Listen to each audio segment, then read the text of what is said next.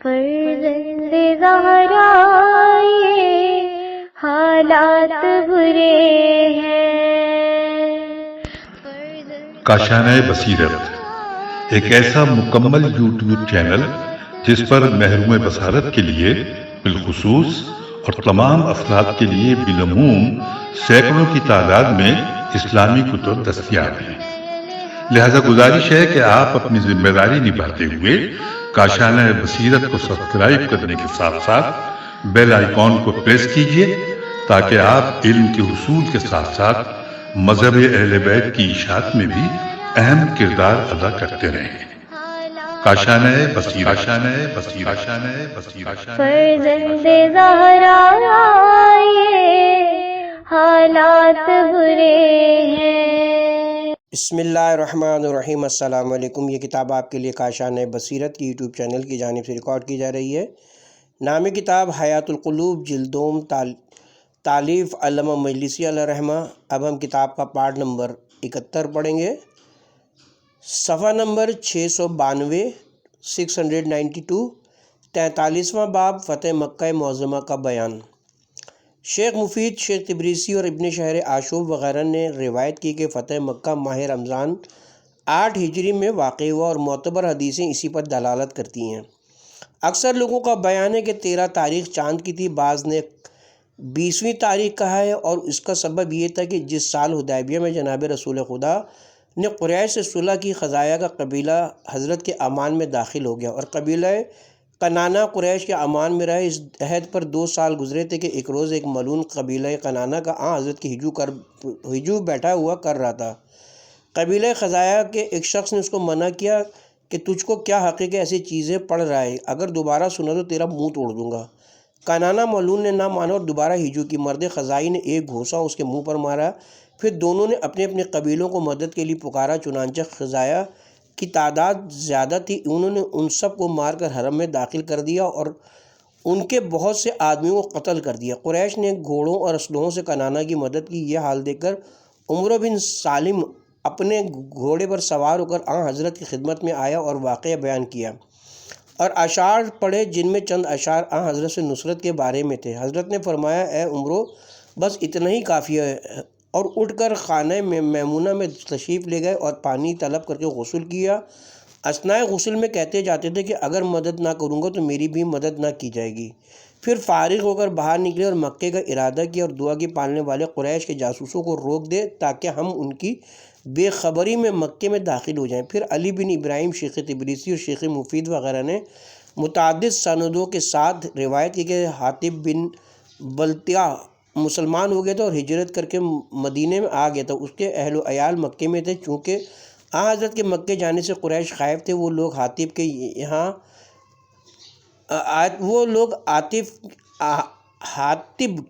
عیال کے پاس آئے اور کہا کہ حاطب کے پاس خط لکھو اور دریافت کرو کہ آیا محمد مکے کا ارادہ رکھتے ہیں یا نہیں۔ خط کے جواب میں حاطب نے لکھ دیا کہ حضرت مکے پر چڑھائی کا ارادہ رکھتے ہیں، اور ایک صفیہ نامی عورت کو اور دوسری روایت کے مطابق سارہ نامی کو، جو ابو لہب کی آزاد کردہ کنیز تھی، خط دے کر مکے روانہ کیا۔ اس عورت نے وہ خط اپنے بالوں میں چھپا لیا۔ اس وقت جبرائیل نازل ہوئے اور یہ خبر حضرت کو پہنچا دی۔ حضرت نے زبیر اور علی علیہ السلام کو اس عورت کے تعاقب میں بھیجا۔ جب وہ اس کے پاس پہنچے، وہ خط اس سے مانگا۔ وہ عورت رونے لگی اور قسم کھا کر کہا کہ میرے پاس کوئی خط نہیں ہے، اور اس کی تلاشی بھی لی گئی مگر خط نہ ملا۔ زبیر نے کہا، یا علی، یہ قسم کھاتی اور تلاشی کے باوجود خط نہیں ملا، آؤ واپس چلیں اور حضرت کو اطلاع دیں۔ جناب امیر نے فرمایا کہ خدا کے رسول نے خبر دی ہے کہ خط اس کے پاس ہے، اور حضرت نے جبرائیل سے سننے کی خبر جھوٹ نہیں بیان کی ہے، اور نہ جبرائیل نے خدا پر جھوٹ باندھا۔ یہ فرما کر تلوار نکالی اور فرمایا کہ اگر تو خط نہیں دے گی تو تجھ کو قتل کر دوں گا۔ تب اس نے کہا، اچھا دور ہٹ جائیے تو میں خط دوں۔ پھر اس نے اپنا مقنع کھولا اور اپنے گیسوؤں میں سے خط نکال کر دیا۔ جناب امیر وہ خط لے کر پیغمبر کی خدمت میں حاضر ہوئے۔ حضرت نے منادی کرا دی کہ مسلمان مسجد میں جمع ہوں۔ سب جمع ہوئے تو حضرت منبر پر تشریف لے گئے۔ وہ خط آپ کے ہاتھ میں تھا اور فرمایا کہ میں نے دعا کی تھی کہ خدا ہمارے عزم و ارادے کو قریش پوشیدہ رکھو، اور تم میں سے ایک شخص نے ہمارے ارادے سے اہل مکہ کو بذریعہ خط اطلاع دینا چاہیے، لہٰذا یہ خط لکھنے والا کھڑا ہو جائے، ورنہ وحی خدا اس کو رسوا کرے گی۔ یہ سن کر کوئی شخص کھڑا نہیں ہوا۔ پھر حضرت نے دوبارہ یہی بات کی۔ اس مرتبہ حاطب اٹھ کھڑا ہوا اور اس طرح کانپنے لگا جیسے تیز و تند ہوا میں خرمے کی شاخ ہلتی ہے، اور عرض کی یا رسول اللہ، خط لکھنے والا میں ہوں، لیکن نہ منافق ہوا ہوں اور نہ حضور کی رسالت اور نبوت میں شک کرتا ہوں۔ حضرت نے فرمایا پھر کیوں ایسا کیا؟ عرض کی کیونکہ میرے بال بچے مکے میں ہیں اور وہاں میرے اور خاندان اور قبیلے والے نہیں ہیں، مجھے خوف ہوا کہ مشرکین ان پر غالب ہوں گے اور مار ڈالیں گے۔ میں نے چاہا کہ ان پر احسان کروں تاکہ میرے اہل و عیال کو نقصان نہ پہنچائیں، اور یہ امر مجھ سے دین میں شک و شبہ کی بنا پر سرزد نہیں ہوا۔ یہ سن کر عمر نے کھڑے ہو کر کہا یا رسول اللہ، اجازت دیجیے کہ میں اس منافق کو قتل کر دوں۔ حضرت نے فرمایا وہ اہل بدر سے شاید توبہ کر لے اور خدا اس کو بخش دے، اس کو مسجد سے باہر نکال دو۔ یہ سن کر لوگوں نے اس کو پیٹھ پر مارتے ہوئے مسجد سے نکال دیا اور امید کی نگاہوں سے حضرت کو دیکھنے لگے کہ شاید حضرت اس کو معاف کر دیں۔ پھر حضرت نے حکم دیا تو لوگ اس کو واپس لائے۔ حضرت نے اس کو معاف فرمایا اور اس کے لیے استغفار کیا اور فرمایا کہ آئندہ کبھی ایسا نہ کرنا۔ خدا نے یہ آیتیں ان کے بارے میں نازل فرمائیں۔ پارہ نمبر 28 آیت نمبر 1 سورہ ممتحنہ۔ اے ایمان والو، میرے اور اپنے دشمنوں کو دوست نہ بناؤ، تم تو ان کے پاس دوستی کا پیغام بھیجتے ہو اور جو پیغام حق تمہارے پاس آیا ہے وہ اس سے انکار کرتے ہیں۔ شیخ تبریسی نے بسند موثق حضرت جعفر صادق علیہ السلام سے روایت کی کہ جب شام میں ابو سفیان کو خبر پہنچی کہ قریش نے خزاعہ کے ساتھ جھگڑا کیا اور عہد و پیمان کو توڑ دیا، تو مدینہ آیا اور حضرت کی خدمت میں حاضر ہو کر عرض کی اے محمد صلی اللہ علیہ وسلم، اپنی قوم کے خوب بہانے سے پرہیز کرو اور قریش کو امان دو اور اپنے اور ہمارے درمیان عہد و پیمان کی مدت کو بڑھا دو۔ حضرت نے فرمایا اے ابو سفیان، تم لوگوں نے میرے ساتھ مکر و فریب کیا ہے؟ اس نے کہا نہیں۔ فرمایا اگر تم نے مکر و فریب نہیں کیا اور اپنے پیمان کو نہیں توڑا تو میں بھی اپنے عہد پر باقی ہوں۔ وہاں سے وہ پھر حضرت ابو بکر کے پاس آیا اور کہا تم قریش کو امان دو۔ ابو بکر نے کہا تم پر واہ بغیر حضرت کی اجازت کے کون امان دے سکتا ہے؟ پھر وہ عمر کے پاس گیا، وہاں بھی ایسے ہی جواب ملا۔ آخر میں اپنی بیٹی ام حبیبہ کے پاس گیا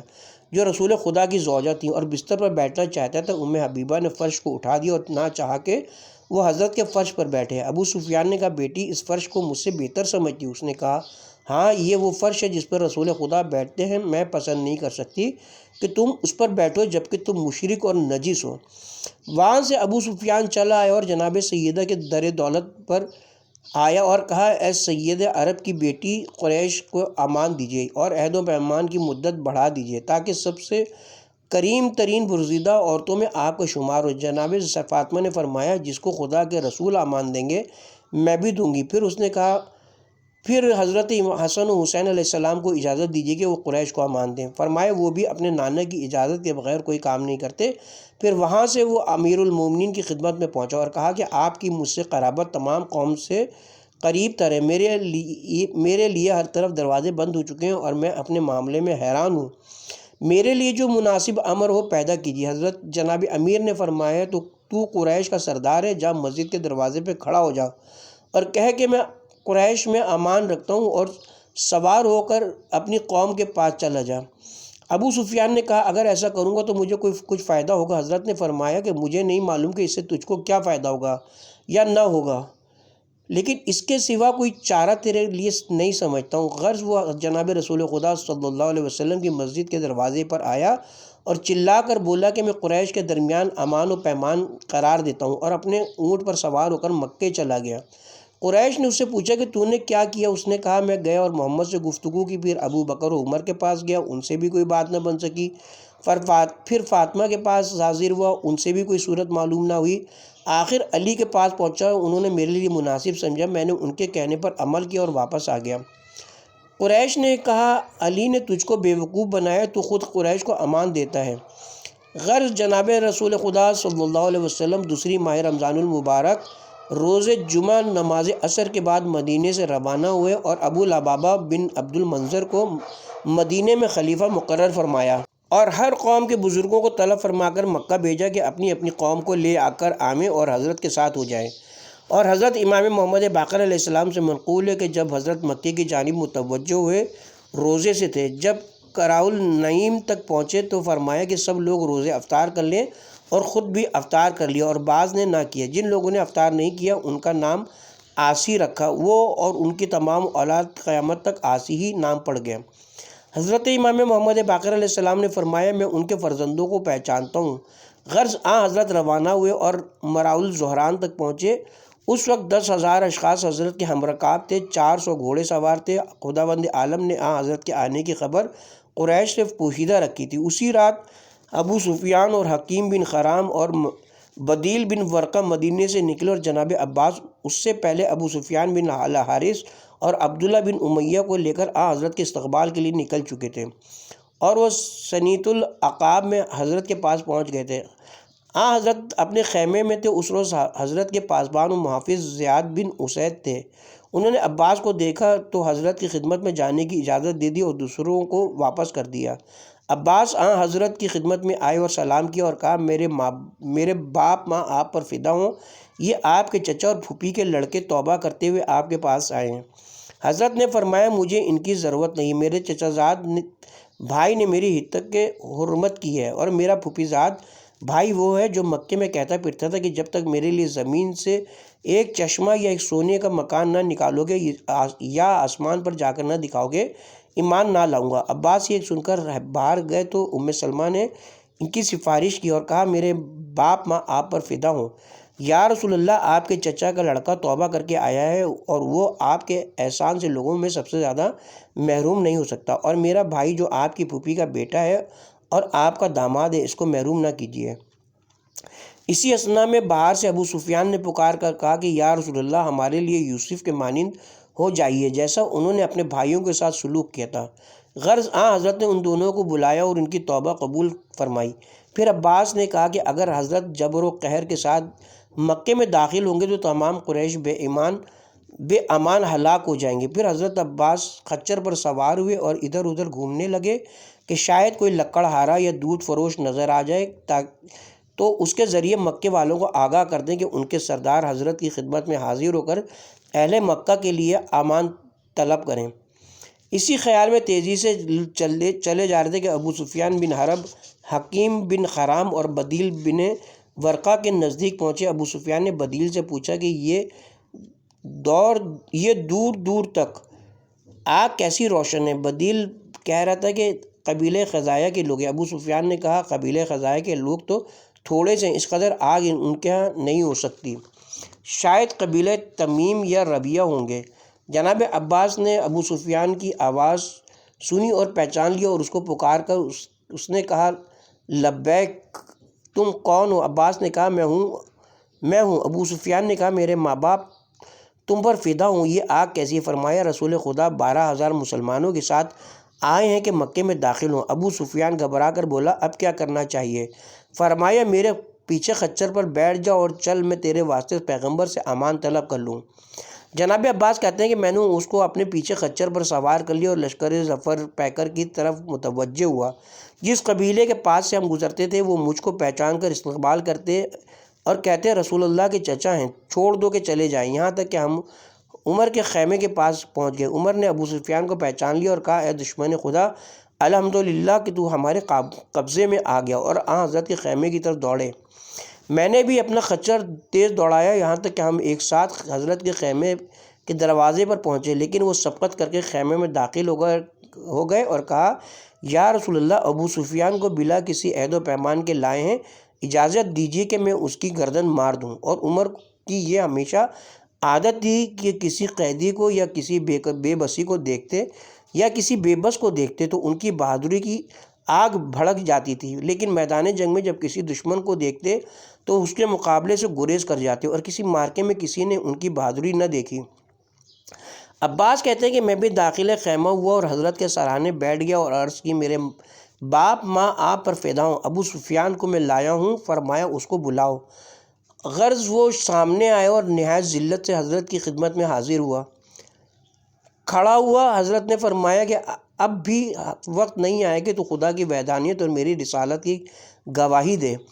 ابو سفیان نے کہا میرے باپ ماں فدا ہوں، آپ پر کس قدر آپ حلم و کریم حلیم و کریم اور صلہ رحم کرنے والے ہیں۔ اگر خدا کے سوا کوئی دوسرا خدا ہوتا تو بدر و احد کے روز ہماری فریاد کو پہنچتا، لیکن آپ کی نبوت میں ابھی مجھے شک ہے۔ عباس نے کہا شہادت دے اور حضرت کی رسالت کا اقرار کر، ورنہ ابھی تیری گردن ماری جائے گی۔ یہ سن کر ابو سفیان نے مجبوراً جان کے خوف سے کہا اشہد ان لا الہ الا اللہ و اشہد ان محمد رسول اللہ۔ اس کی آواز کانپ رہی تھی اور زبان لکنت کر رہی تھی۔ پھر ابو سفیان نے عباس سے کہا کہ اب لات و عزیٰ کو کیا کروں؟ عمر نے کہا ان کے منہ پر مارو۔ ابو سفیان نے کہا تجھ پر وائے ہو، کس قدر بیہودہ گوئی تو کرتا ہے۔ تجھ کو کیا حق ہے کہ میں اپنے چچا کے لڑکے سے گفتگو کر رہا ہوں اور تو درمیان میں دخل انداز ہوتا ہے۔ جناب رسول خدا نے فرمایا آج رات تو کس کے پاس بسر کرے گا؟ اس نے کہا عباس کے پاس رہوں گا۔ حضرت نے عباس سے فرمایا کہ اس کو اپنے خیمے میں لے جاؤ اور صبح کو حاضر کرنا۔ با روایت قطب راوندی جب عباس اس کو اپنے خیمے میں لے گئے، وہ ملعون اپنے آنے سے بہت نادم ہوا اور دل ہی دل میں کہتا تھا کہ کس نے اپنے حق میں ایسا کیا ہے جیسا کہ میں نے کیا کہ خود سے بلا میں اپنے آپ کو ڈالا۔ اگر مکہ چلا جاتا اور قبائل عرب کو جمع کرتا، ممکن تھا کہ ان کو شکست دے دیتا۔ حضرت نے با اجازت نبوت اپنے خیمے سے آواز دی اگر ایسا کرتا تو مغزول و منقوب ہوتا اور مجھ کو خدا تجھ پر قابو دیتا۔ جب صبح ہوئی بلال نے اذان دی۔ ابو سفیان نے کہا یہ کیسی آواز ہے؟ عباس نے کہا یہ حضرت کا مؤذن ہے اور لوگوں کو نماز کے لیے آگاہ کرتا ہے، اٹھ وضو کر اور نماز کے لیے حاضر ہو۔ پھر عباس نے اس کو وضو سکھایا، اس نے وضو کیا۔ جب حضرت کی خدمت میں اس کو لائے، اس نے دیکھا کہ حضرت وضو کر رہے ہیں اور مسلمان اپنے ہاتھوں کو حضرت کے ہاتھوں کے نیچے لگائے ہوئے ہیں اور وضو کے پانی کا ہر قطرہ جس کے ہاتھ میں آ جاتا ہے وہ اپنے منہ پر مل لیتا ہے۔ ابو سفیان کہتا ہے کہ میں نے بادشاہان عجم اور روم کی بھی ایسی تعظیم ہوتے ہوئے کبھی نہیں دیکھا۔ جب نماز صبح سے فراغت ہوئی، عباس نے ابو سفیان کو حضرت کی خدمت میں حاضر کیا۔ ابو سفیان نے کہا یا رسول اللہ، چاہتا ہوں کہ مجھے اجازت دیجیے کہ اپنی قوم کے پاس جاؤں اور ان کو ڈراؤں اور خدا اور رسول کی طرف ان کو دعوت دوں۔ حضرت نے اس کو اجازت دے دی۔ اس نے پھر عباس سے کہا کہ میں لوگوں سے کیا کہوں کہ وہ مطمئن ہو جائیں؟ حضرت نے فرمایا ان سے کہو کہ جو شخص لا الہ الا اللہ محمد رسول اللہ کہے گا اور لڑائی سے ہاتھ اٹھا لے گا وہ امان میں ہے، اور جو شخص کعبے کے پاس بغیر صلاح جنگ کے بیٹھ جائے امان میں ہے۔ عباس نے کہا یا رسول اللہ، ابو سفیان ایسا شخص ہے جو فخر کو دوست رکھتا ہے اور چاہتا ہے کہ اس کو کسی خاص شرف سے مشرف فرمائیے۔ حضرت نے فرمایا کہ جو شخص ابو سفیان کے گھر میں داخل ہو جائے اس کو بھی امان ہے، اور جو شخص اپنے گھر کے دروازے کو بند کر کے گھر کے اندر بیٹھا رہے وہ بھی امان میں ہے۔ غرض ابو سفیان روانہ ہوا۔ عباس نے کہا یا رسول اللہ، ابو سفیان وہ شخص ہے جس کی طینت و مکر و فریب ہے، میں مکر و فریب ہے۔ یہاں مسلمانوں کو منتشر دیکھا ہے، کہیں ایسا نہ ہو کہ اس کے دل میں کوئی فریب ہو۔ حضرت نے فرمایا اچھا جاؤ اس کو درے کے دہانے پر لے کر کھڑے رہو اور لشکر اسلام ادھر سے گزرے اور وہ سب کو دیکھے۔ عباس اس کے پاس گئے تو اس نے کہا اے بنی ہاشم، کیا میرے ساتھ فریب کیا ہے؟ آپ نے فرمایا تجھ کو معلوم ہو جائے گا کہ ہمارا کام فریب کے ساتھ نہیں ہوتا۔ تھوڑی دیر ٹھہر تاکہ خدا کے لشکر کو تو مشاہدہ کرے۔ غرض لشکر روانہ ہوا۔ خالد بن ولید نے مسلمانوں کے بڑے لشکر کے ساتھ گزرا تو ابو سفیان نے پوچھا یہ رسول خدا ہیں جو آ رہے ہیں؟ عباس نے کہا یہ خالد ہے، لشکر کا ہراول۔ پھر زبیر قبیلہ جہنیہ کے شجاعوں کے ساتھ گزرے اور ابو سفیان نے پوچھا یہ محمد صلی اللہ علیہ وسلم ہے؟ فرمایا نہیں، یہ زبیر ہے۔ غرض لشکر کا ہر گروہ اسی طرح گزرتا تھا اور وہ پوچھتا جاتا تھا کہ یہ محمد ہیں، اور عباس کہتے تھے نہیں یہ فلاں ہیں، یہ فلاں ہیں، یہاں تک کہ حضرت کا علم نمودار ہوا جو سعد بن عبادہ انصاری کے ہاتھ میں تھا، اور ان کے ساتھ مہاجرین اور انصار کے علم تھے، اور وہ لوگ سب کے سب آلات حرب میں ڈوبے ہوئے تھے، سوائے ان کی آنکھوں کے اور کوئی عضو ظاہر نہ ہوتا۔ ابو سفیان نے پوچھا یہ کون لوگ ہیں؟ عباس نے کہا یہ مہاجرین و انصار کے سرکردہ لوگ ہیں جو جناب رسول خدا صلی اللہ علیہ وسلم کے ہم رکاب آ رہے ہیں۔ ابو سفیان نے کہا تمہارے برادر زادے نے عظیم بادشاہی حاصل کر لی ہے۔ عباس نے کہا یہ بادشاہی نہیں بلکہ پیغمبری ہے۔ ابو سفیان نے خوف کے سبب اقرار کیا۔ جب سعد ابو سفیان کے پاس پہنچے، اے ابو حنظلہ، آج کا دن جنگ کا دن ہے، آج کا دن تیرا وہ دن ہے جبکہ ناموس قیدی بنائے جائیں گے، اور اے قبیلہ اوس و خزرج، آج اپنے مقتولین کا بدلہ لوگے۔ ابو سفیان نے سعد کی گفتگو سنی تو عباس کا ہاتھ چھوڑ دیا اور صفوں کو چیرتا پھاڑتا حضرت کی خدمت پر پہنچا اور رکاب مبارک کو بوسہ دے کر کہا، میرے ماں باپ آپ پر فدا ہوں، حضور نہیں سنتے ہیں جو سعد کہہ رہے اور سعد کی باتیں بیان کی۔ حضرت نے فرمایا، جو کچھ سعد نے کہا ان میں سے ایک بات بھی نہ ہوگی۔ پھر حضرت نے امیر المومنین سے فرمایا کہ جا کر علم سعد سے لے لو اور نہایت شفقت و محبت کے انداز میں مکے میں داخل ہو۔ جناب امیر علیہ السلام آگے بڑھے اور سعد سے علم لے لیا اور فتح و فیروزی کے ساتھ مکے میں داخل ہوئے۔ اس روز حکیم بن حرام اور بدیل بن ورقہ اور جبیر بن مطعم مسلمان ہوئے اور ابو سفیان اپنا گھوڑا دوڑاتا ہوا مکے میں داخل ہوا اور لشکر اسلام سے غبار پہاڑوں کی چوٹیوں سے بلند ہوا۔ قریش کو حضرت کے آنے کی خبر نہ تھی۔ ابو سفیان نشیبی راستوں سے مکے میں آیا، گھوڑے کو دوڑاتا ہوا مکے میں آیا۔ قریش اس کے استقبال کے لیے آئے، پوچھا کیا خبر ہے اور یہ غبار جو پہاڑوں سے بلند ہے کیسا ہے؟ اس نے کہا، محمد ہیں، لشکر عظیم کے ساتھ آ رہے ہیں، اور چلا کر کہا کہ اے آل غالب، اپنے اپنے گھروں میں بھاگ جاؤ، جو شخص میرے مکان میں داخل ہو جائے گا امان میں ہے۔ ہند ملونہ نے یہ سنا تو لوگوں کو ترغیب دی، کہنے لگی جنگ کے لیے تیار ہو جاؤ اور اس مرد خبیث بوڑھے کو یعنی ابو سفیان کو قتل کر دو، خدا اس پر لعنت کرے، کیسی بری خبر لے کر آیا اور تمہارے لیے برا قاصد ہے۔ ابو سفیان نے کہا، وائے ہو تجھ پر، میں نے ایسی حکومت و سلطنت دیکھی کہ بہت جلد بادشاہان روم و عجم و ملوک و کندہ و امیر مسلمان ہو جائیں گے۔ خاموش کے حق غالب آ گیا اور بلائیں نزدیک ہیں۔ ادھر حضرت نے مسلمانوں کو تاکید فرما دی کہ مکے میں کسی کو قتل نہ کیا جائے مگر اس کو جو جنگ کا ارادہ رکھتا ہو، سوائے ان چند اشخاص کے جنہوں نے حضرت کو بہت آزار و تکلیف پہنچائی تھی، جیسے مقیس بن صبا اور عبداللہ بن سعید بن ابی سرے اور عبداللہ بن حنظل، اور دو گانے والی عورتوں کے جو گا گا کر حضرت کی ہجو کرتی تھیں، ان کے قتل کا حکم دیا، ہر چند کعبے کے پردے سے لپٹے ہوں۔ سعید بن حریث اور عمار بن یاسر نے اپنے حنظل کو کعبے کے پردے سے لپٹے ہوئے دیکھا، ان دونوں نے اس کو قتل کرنے میں سبقت کی، لیکن اس کے قتل کی سعادت سعید کو حاصل ہوئی۔ مقیس بن صبا بازار میں قتل کیا گیا۔ جناب امیر المومنین نے ان دونوں میں سے ایک عورت کو قتل کیا اور دوسری عورت بھاگ گئی، اور حویریث بن نفیل بن کعب کو بھی حضرت علی نے ہی قتل کیا۔ اور جناب امیر کو خبر ملی کہ ان کی ہمشیرہ ام ہانی نے بنی مخزوم کے گروہ کو امان دے دی ہے، جن میں حارث بن ہشام اور قیس بن الصائب بھی ہیں۔ تو آپ زرہ اور خود پہن کر ام ہانی کے دروازے پر گئے اور آواز دی کہ جس کو تم نے پناہ دی ہے باہر نکالو۔ وہ لوگ یہ صدا سن کر کانپنے لگے۔ ام ہانی باہر آئیں اور اسلحے میں پوشیدہ ہونے کے سبب حضرت کو نہیں پہچانا۔ کہا، اے بندے خدا، میں رسول اللہ کی چچا زاد بہن اور امیر المومنین کی ہمشیرہ ہوں، میرے گھر سے واپس جاؤ۔ حضرت نے فرمایا، ان لوگوں کو باہر نکالو۔ ام ہانی نے کہا، خدا کی قسم، میں تمہاری شکایت رسول خدا سے کروں گی۔ یہ سن کر حضرت نے اپنا خود سر سے اتار دیا تو آپ کی پیشانی ظاہر ہو گئی۔ ام ہانی نے ان کو پہچان لیا اور دوڑ کر لپٹ گئی اور کہا، میں تم پر واری، میں نے قسم کھائی ہے کہ تمہاری شکایت کروں گی۔ حضرت نے فرمایا، جاؤ اور اپنی قسم پوری کرو۔ حضرت رسول خدا راوی کے اوپر کھڑے ہیں۔ غرض ام ہانی حضرت کی خدمت میں آئیں جس وقت کہ حضرت کا خیمہ نصب ہو چکا تھا اور حضرت غسل فرما رہے تھے، اور جناب فاطمہ حضرت کی خدمت میں تھیں۔ حضرت نے ام ہانی کی آواز سنی تو ان کو پہچان لیا اور فرمایا، مرحبا اے ام ہانی، خوب آئی ہیں۔ ام ہانی نے کہا، میرے باپ ماں آپ پر فدا ہوں، آج علی سے میں نے کیا کیا دیکھا۔ حضرت نے فرمایا کہ جس کو تم نے امان دے دی میں نے بھی امان دے دی۔ جناب فاطمہ نے فرمایا، اے ام ہانی، علی کی شکایت کرنے آئی ہو، جنہوں نے خدا اور رسول کے دشمنوں کو خوفزدہ کر رکھا ہے۔ ام ہانی نے کہا، میں تم پر فدا ہوں، میرا قصور معاف کرو۔ حضرت صلی اللہ علیہ وسلم نے فرمایا، خداوند عالم علی کی کوشش کی نیک جزا عطا فرمائے، جو راہ خدا میں کسی کی رعایت نہیں کرتے۔ میں نے امان دی اس کو جس کو ام ہانی نے امان دی ہے، اس قرابت کے سبب سے جو علی سے رکھتی ہیں۔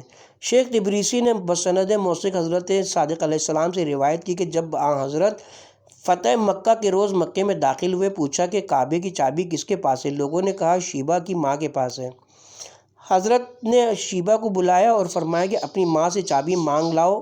اس نے اپنی ماں سے جا کر حضرت کا پیغام پہنچایا۔ اس نے کہا جا کر کہہ دو کہ آپ نے ہمارے مردوں کو قتل کر دیا، اب چاہتے ہیں کہ کعبے کی چابی جو ہمارے عزت و وقار کا ذریعہ ہے اس کو بھی ہم سے لے لیں۔ حضرت نے یہ سن کر فرمایا کہ کہہ دو کہ وہ چابی بھیج دے ورنہ اس کے قتل کا حکم دے دوں گا۔ جب یہ سنا تو اس نے اپنے بیٹے کے ہاتھ چابی حضرت کی خدمت میں بھیج دی۔ حضرت نے چابی لے کر فرمایا کہ عمر کو بلاؤ۔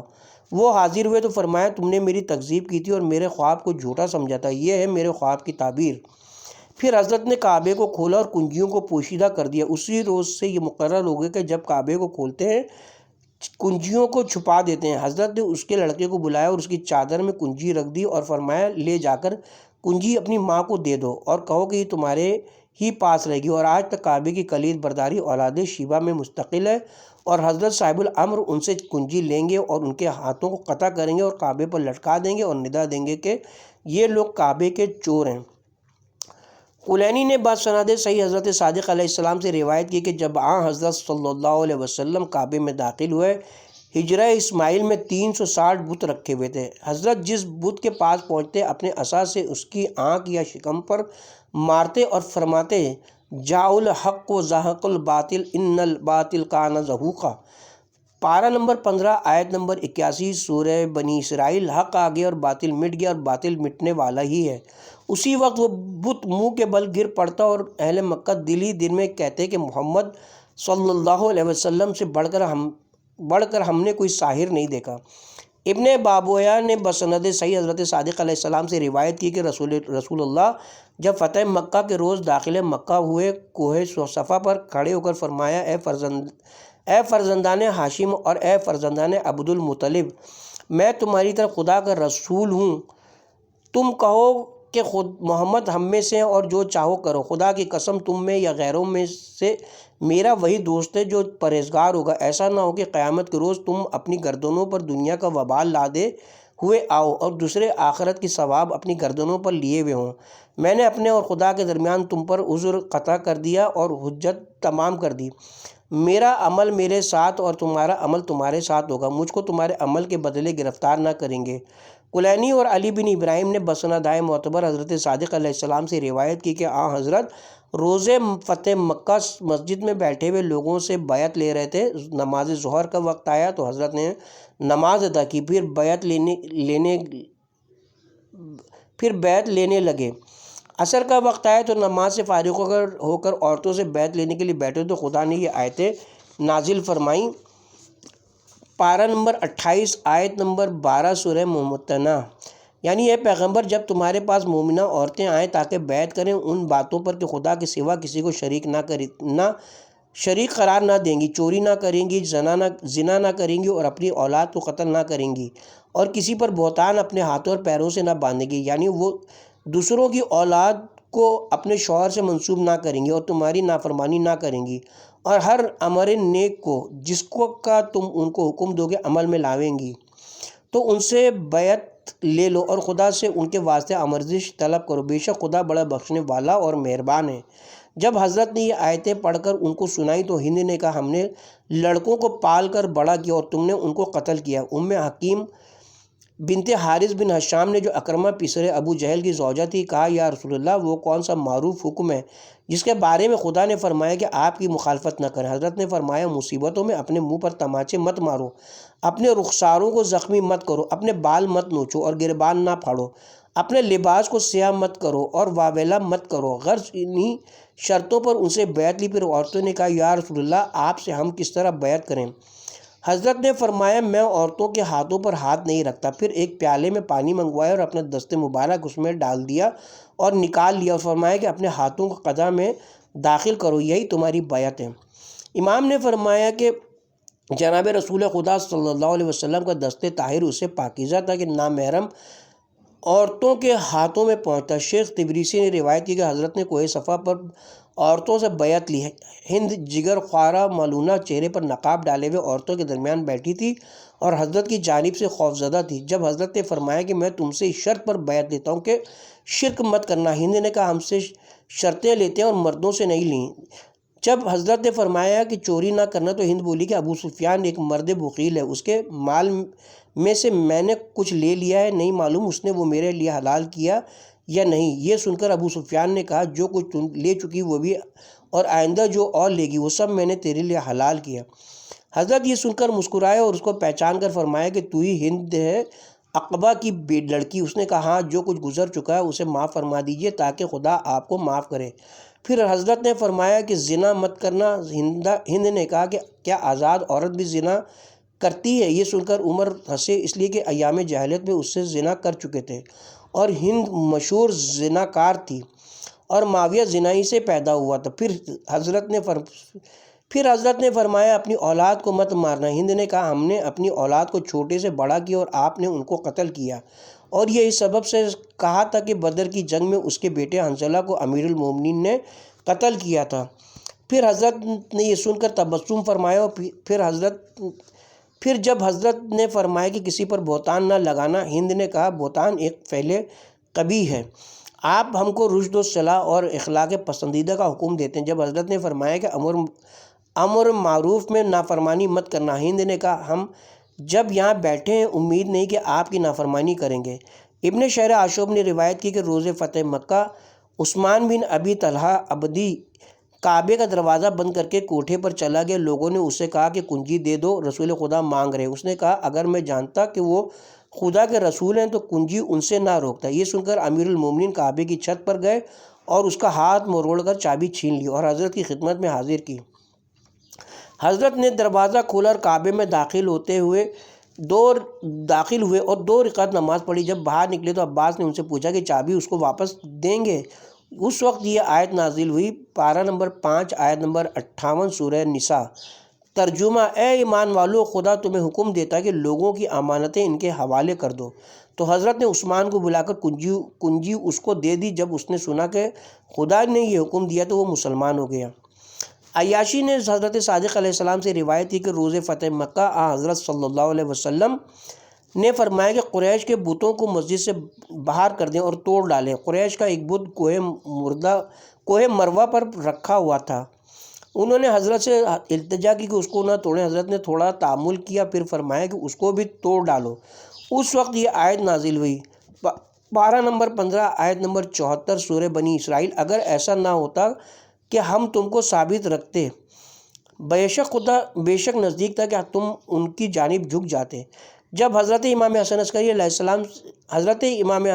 علیہ السلام سے منقول ہے کہ جب حق تعالیٰ نے محمد صلی اللہ علیہ وسلم کو مکے میں مبعوث فرمایا اور آپ نے اپنی دعوت اعلانیہ شروع کی اور اپنی دلیلیں ظاہر بظاہر بیان کرنا شروع کی اور ان کے بزرگوں کو بتوں کی پرستش میں ملامتیں کی، تو سب کے سب دشمنی پر تیار ہو گئے اور حضرت کے ساتھ برے برتاؤ کرنے لگے اور مسجدوں اور مکانوں کو برباد و ضائع کرنے پر تل گئے، جن کو محمد و علی علیہ السلام اور ان کے دوستوں نے کعبے کے گرد خدا کی عبادت اور اس کے دین کی طرف دعوت دینے کے لیے تعمیر کیا تھا، اور مشرکین نے ان کی ایذا دہی اور نقصان رسانی میں کوئی کسر اٹھا نہ رکھی، اور حضرت کو اس قدر ستائے کہ آپ کو مجبوراً مکہ معظمہ ترک کر کے مدینہ طیبہ کی طرف ہجرت کرنا پڑی، اور مکے سے روانگی کے وقت مکے کی طرف منہ کر کے فرمایا کہ خدا جانتا ہے کہ میں تجھ کو دوست رکھتا ہوں، اگر تیرے ساکنان مجھ کو نہ نکالتے تو کسی شہر کو تجھ پر ترجیح نہ دیتا، اور دل سے کسی مقام کو پسند نہیں کرتا ہوں، تیری مفارقت مجھ پر بہت شاق ہے۔ اس وقت جبرائیل نازل ہوئے کہ خداوند بلند و برتر آپ کو سلام کہتا ہے اور فرماتا ہے کہ بہت جلد آپ کو اس شہر میں واپس لائیں گے، آپ مظفر و منصور عافیت و سلامتی کے ساتھ اور غالب ہو کر آئیں گے، جیسا کہ فرمایا ہے پارہ نمبر 20 آیت نمبر 85 سورہ القصص۔